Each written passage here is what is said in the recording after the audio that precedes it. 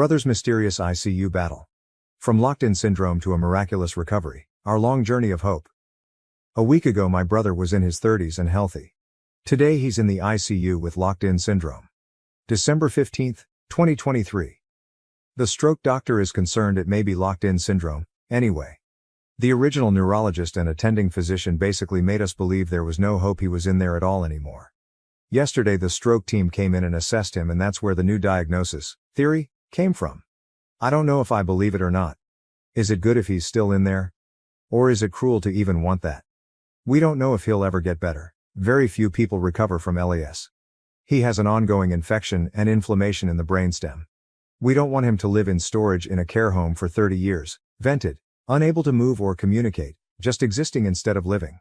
But how do you pull life support from someone who may be conscious, and can you even do so, legally? Or he may get a blood clot from being bedbound, or pneumonia, or the COVID the family just tested positive for. He had no health problems at all a week ago. The last few years have been the happiest of his life, it just doesn't feel real. Relevant comments. Comment 1, Hey OP. I have worked with many locked-in patients. It's a fate I would never wish on anyone. Diagnosis is hard because it's effectively a diagnosis of exclusion. If it's true, textbook locked in, the clearest supporting presentation is if the patient can constantly move their eyes up and down, not side to side, to command. The difficulty lies in that real people aren't textbooks. Plus, there are so many confounding factors that it can make it hard to say with certainty if a patient is truly locked in. All that being said, I've had multiple locked-in patients recover to near normal levels of function. I was shocked because previously locked in was a death sentence. Assuming he is young and healthy and his stroke is highly localized to the area that results in locked in, he may actually make some meaningful recovery with intensive therapy from locked-in accredited facilities. There are a few highly regarded facilities in the US. It is a long and arduous process, I'm talking a year minimum, but recovery is possible under the right circumstances. Edit. Also, ongoing infection is going to make it really difficult to determine exactly what's going on. You really need to be able to normalize everything else before you can say with certainty if someone is locked in. Comment 2. My aunt got pneumonia like 10 years ago and ended up in a coma. It was so severe. My mom went to the hospital and would just sit and talk to her, read her favorite books, put on her favorite shows, etc. Even though the doctors said she wouldn't be able to recognize anything. She later woke up and told my mom that she heard everything my mom did, and what my mom did gave her hope to keep going. So have hope OP, there's always hope. OP, thank you. I asked his friends if he'd been intending to read any books and ran out to pick one up yesterday so I could read it out loud to him.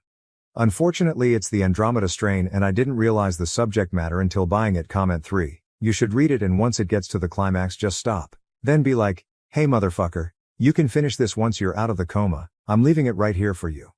And put it by his bed. But I also have a sick sense of humor sometimes, lol. But seriously, don't give up hope in him. Hope can do crazy things, and people have gone through crazy ordeals only relying on hope. Be his hope if he needs it. What should I get for my brother's ICU nurses who are working over Christmas? December 24, 2023 title. My brother has been in the ICU for a few weeks. I appreciate all of the nurses so much, but wanted to get at least a little something for the nurses who are missing out on time with their families to care for mine. Me and the immediate family have COVID and aren't even able to go in person. Food delivery, sweets, chocolates, gift cards, Amazon, Starbucks? I want it to be something actually desirable, useful. Thank you. Relevant comments. Comment 1, my favorite gift as a nurse that a family brought in was a ton of practical stuff from Costco, with enough to go around. Think, lip balm, gum packs, protein bars, Fairlife protein drinks, then maybe a few goodies like chocolate or candy. I'm sorry your brother is in ICU, hope he makes a good recovery. Glad it's been a good experience with the staff. Comment 2, just speaking from a personal perspective, but a sincere thank you card is awesome. We post ones we get in our break room, and so when we go to eat a quick snack it's like a nice little words of affirmation boost reading them. Comment 3, if food, be sure to schedule 2 separate deliveries, one for day shift, typically 7 a.m. to 7 p.m., and one for night shift, typically 7 p.m. to 7 a.m. If you just deliver it once during the day, it will be gone or cold for the night shift. Update, a week ago my brother was in his 30s and healthy. Today he's in the ICU with locked-in syndrome. January 4, 2024. Thank you everyone for your kind words on my last post. This has been harder than there is language to explain, so I won't try. We have a tentative diagnosis for the cause of the encephalitis now, after getting a test back from Mayo Clinic. Disseminated histoplasmosis with CNS involvement, a brain fungal infection, basically. Extremely rare for someone immunocompetent, very difficult to diagnose, and often misdiagnosed or underdiagnosed. Viral meningitis is the usual misdiagnosis, which is exactly what they'd been assuming. His presentation matches it perfectly, including the upper respiratory thing he was dealing with for weeks prior. He was started on IV antifungals the very day they got the test back. In the past few weeks we've lost the suspicion that he was locked in. He was in a full coma until 2 days ago, when he spontaneously opened his eyes. One neurologist, stroke specialist, said this was an encouraging sign. The general neurologist said it was nothing. So as usual we have no idea what's going on, what to expect, or what to hope for. Perhaps being foolishly hopeful, it does seem meaningful that there was never any improvement until a few days into the antifungal course. He's been treated for everything, and I mean everything else. I didn't know so many antibiotics even existed. He's going to be transferred to a major research hospital in Manhattan as soon as an ICU bed becomes available. We're just waiting for the call, and when it comes they'll stuff him in the helicopter, day or night. Because he's had strokes it's possible that nothing can ever be done and there will be no improvement from here, but I'll wait for the big brains in NYC to tell us that. Also, he was Joel from The Last of Us for Halloween. Method acting asshole. I have the watch he made for it, and if he ever recovers enough for me to do so, I'm gonna throw it at his head. Relevant comments. Comment 1. I had disseminated histoplasmosis, which took 5 months and multiple hospitalizations until my organ began failing. I transferred to another hospital's ICU, and was intubated for 10 days till they found what seemed to be yeast in my system, which indicated something fungal related. They hit me with anamorphic B and my fever came down, and ultimately they pulled me out of the ventilator. I don't know if there's much I can say to comfort you, but I know there's zero community here of those who have faced disseminated histoplasmosis. So if you have any questions, thoughts, etc., DM me, I am here for you. Comment 2. As a sibling who watched my sister battle an ultra-rare. No chance this could be it, blood disease from an ICU bed, I'm holding y'all in my heart. Thank you for taking the time to update a bunch of strangers on the internet. Question from a family member: what can we do to make your lives easier, and what do you wish families wouldn't do? February 8, 2024.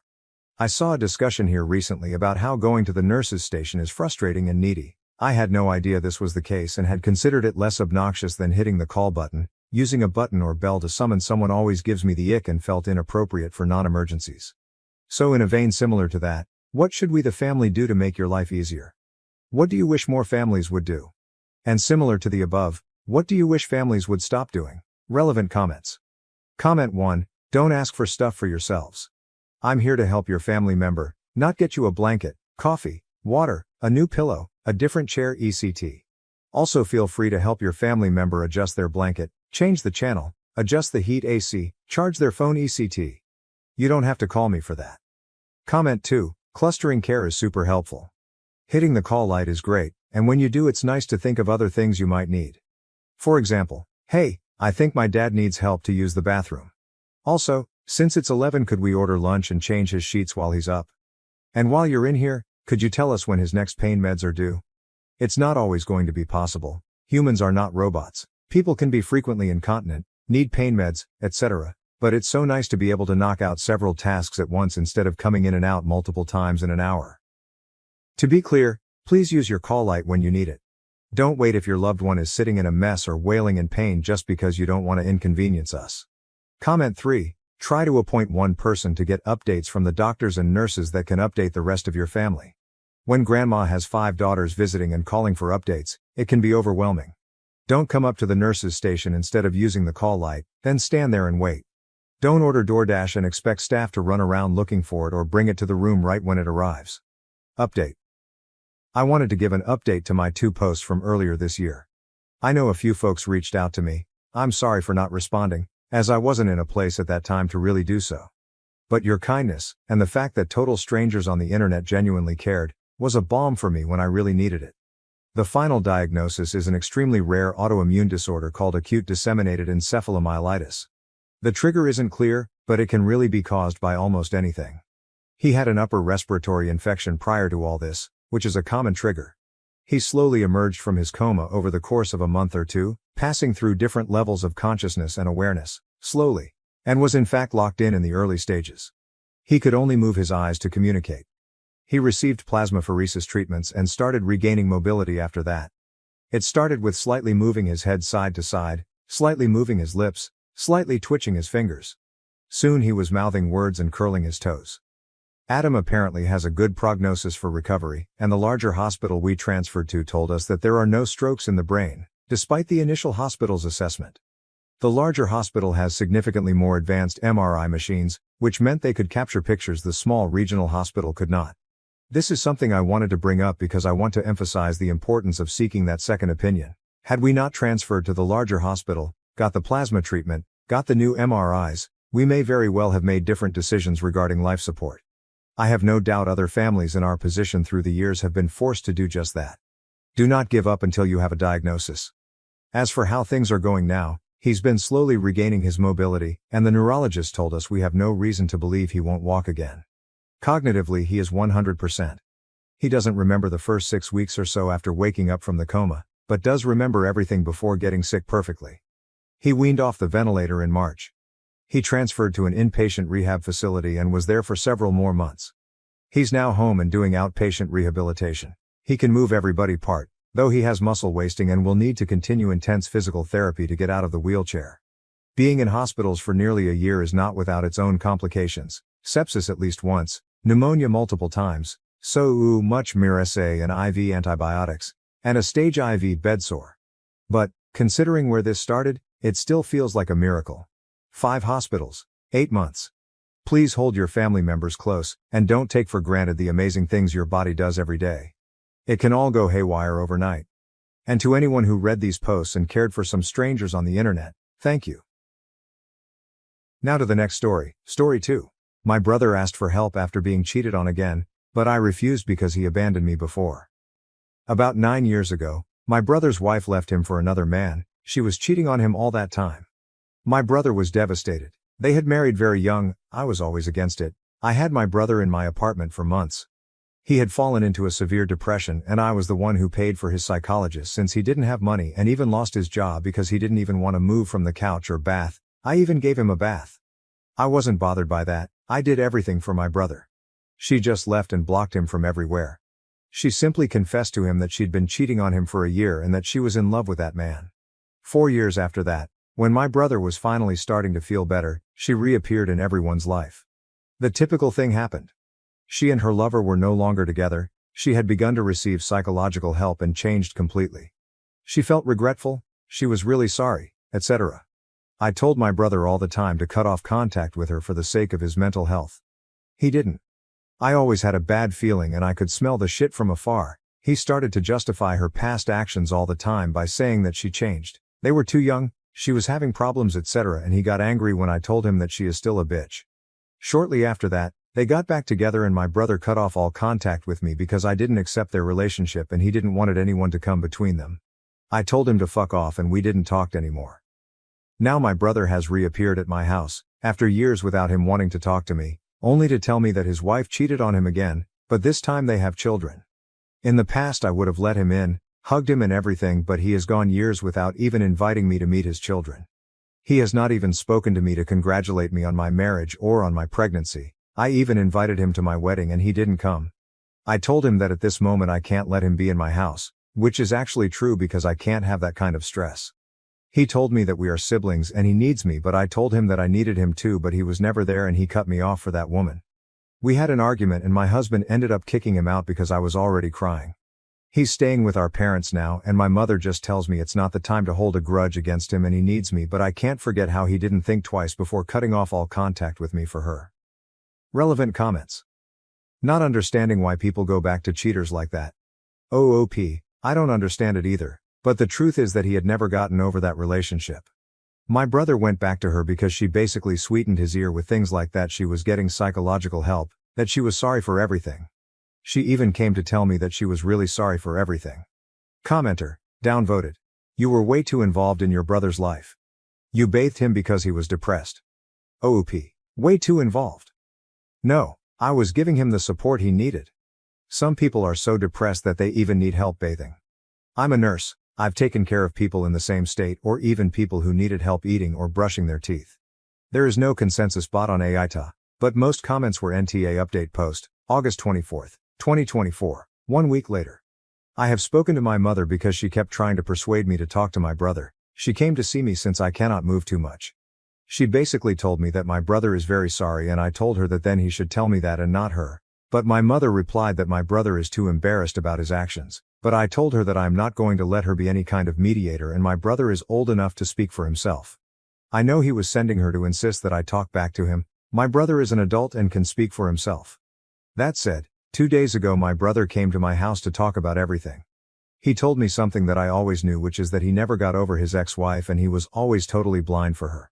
He believed that all of us who were against him coming back to her were toxic and he should cut us out of his life because we were an obstacle that didn't believe people can change. So that's what he did with me. Block me from his life. He said that he feels ashamed of himself for having been so blind since she cheated on him again. I never told him I told you so, nor am I going to, 'cause he already knows that.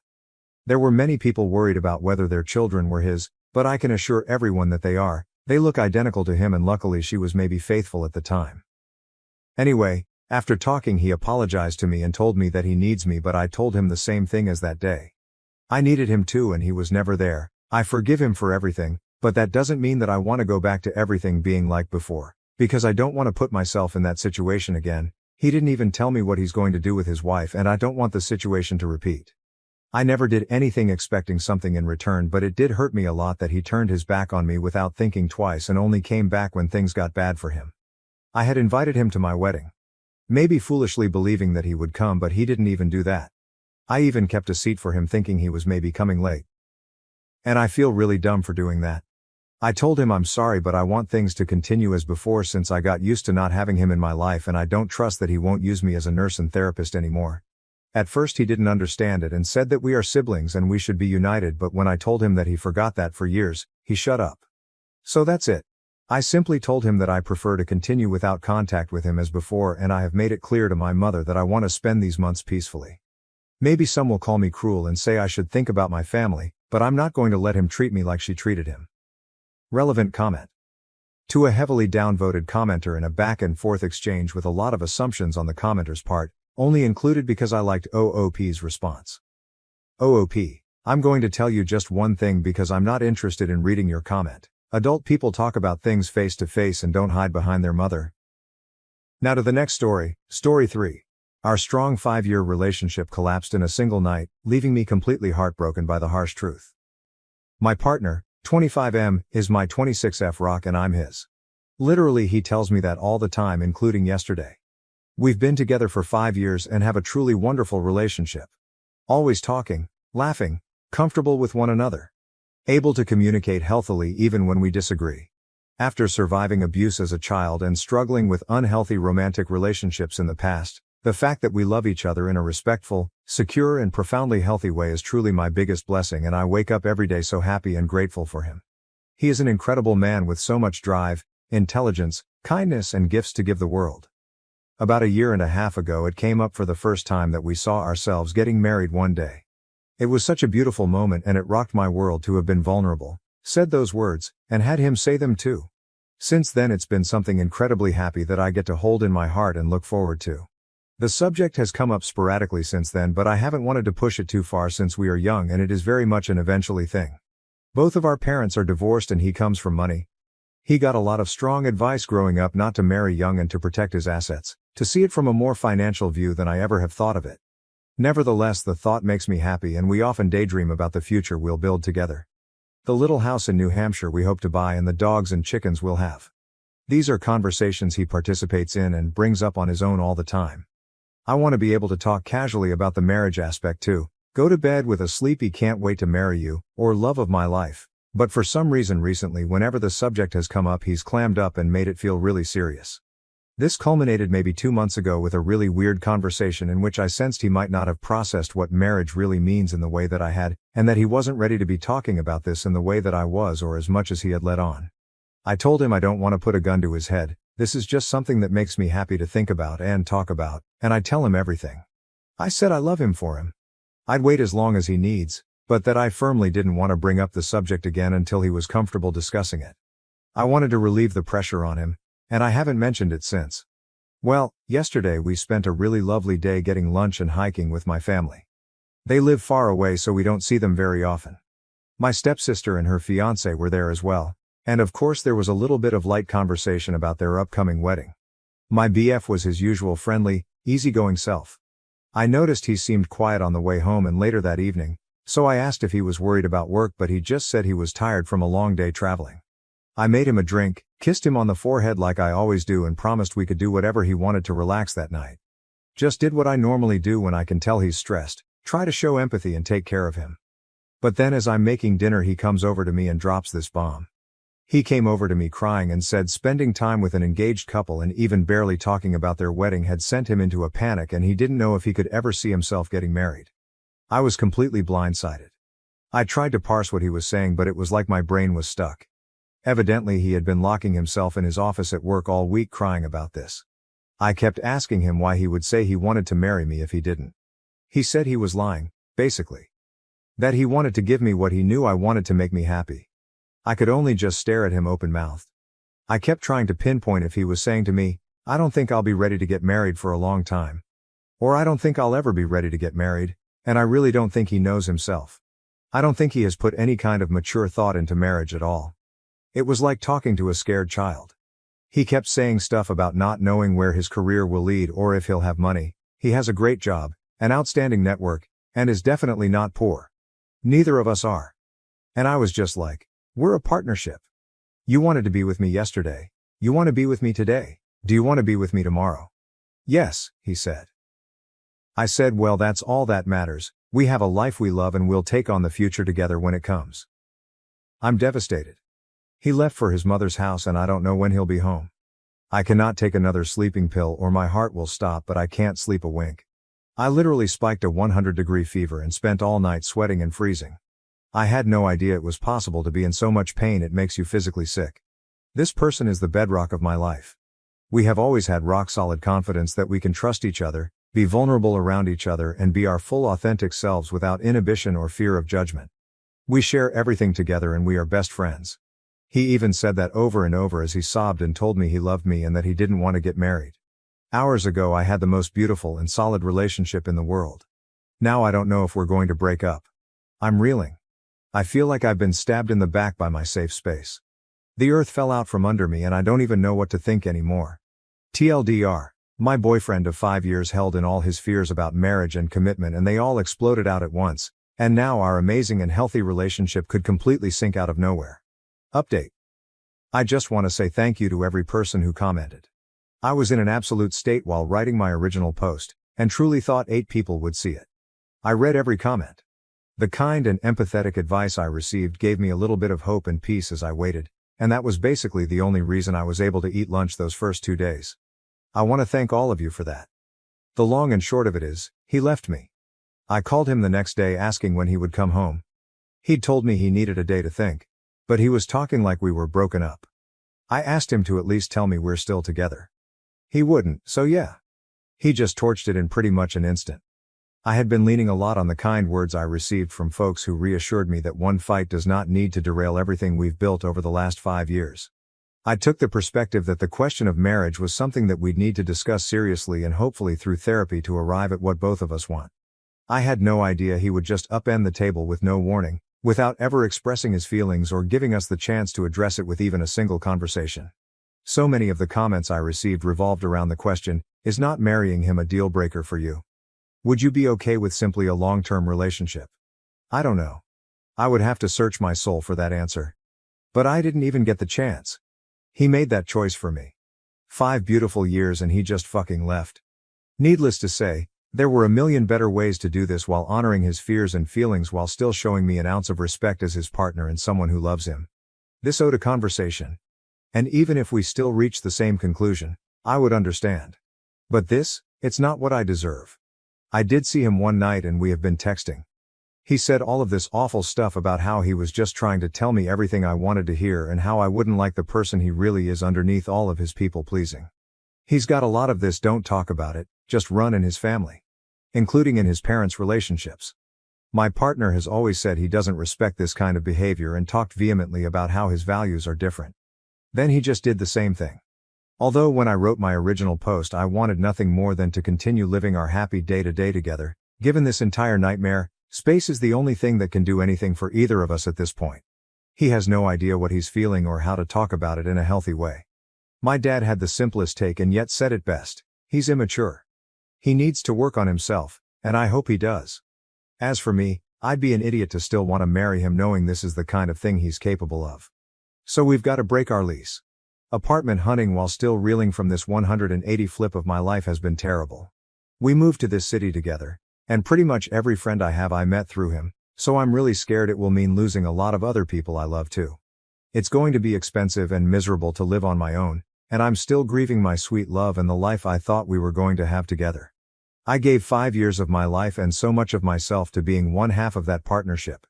I never wanted to be on my own again and now I am. I still love him, but I can't wait around while he fixes himself, or pine foolishly hoping one day he'll wake up and be ready for me. I don't want to stand on my own 2 feet, but that's just what I have to do. My question now is, how do I move on?